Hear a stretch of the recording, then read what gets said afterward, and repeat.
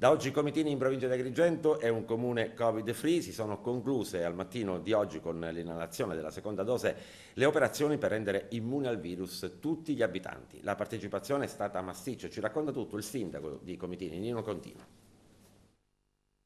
Sindaco Contino, oggi la seconda dose del vaccino per tutta la popolazione di Comitini che diventa a questo punto Covid-free.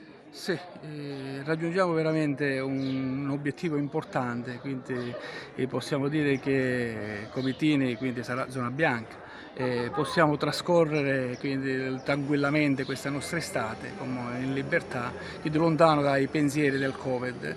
La gente sta rispondendo abbastanza bene, quindi la gente è contenta, entusiasta di vaccinarsi, quindi stiamo raggiungendo questo grande obiettivo e ringrazio la Regione e l'ASL per l'opportunità che sta dando al nostro Comune. Quante sono state durante la prima inoculazione gli abitanti di Comitini che hanno risposto? Hanno risposto 420 persone, consideriamo che già almeno altre 400 persone siano già vaccinate in altri centri e quindi con questo raggiungiamo la totalità delle vaccinazioni nel nostro territorio. Si può tirare un sospiro di sollievo oggi? Tranquillamente perché vedo la gente serena, la gente partecipa, rimangono i ragazzini sotto i 12 anni e ancora non abbiamo disponibilità, quindi è solo questa fascia d'età che dobbiamo coprire. Com'è il sospiro di sollievo del primo cittadino? Sospiro di sollievo perché ci riprendiamo la nostra vita, la nostra abitudine, quindi ritorniamo veramente a vivere.